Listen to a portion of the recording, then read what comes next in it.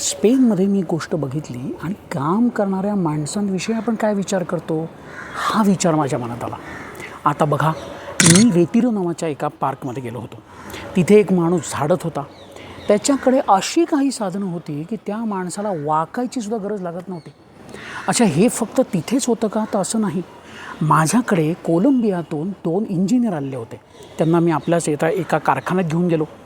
त्यांनी तिथे बघितलं मला पेंटिंगकडे बघितलं. त्यांनी तिथल्या कामगारांकडे बघितलं आणि त्यांनी मला विचारलं, अरे इथे सेफ्टी, सिक्युरिटी त्याचा काय विचार होतो? इथे अर्गोनॉमिक्सचा विचार होतो का?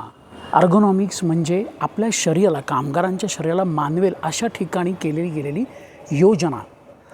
ह्या गोष्टी आपल्याकडे होतात का? आणि जर अशा केल्या तर लोकांच्या कामाकडे बघण्याच्या दृष्टिकोनामध्ये आणि त्यांच्या आउटपुटमध्ये म्हणजे त्याच्या उत्पादकतेमध्ये काही बदल होईल का? तुम्हाला काय वाटतं?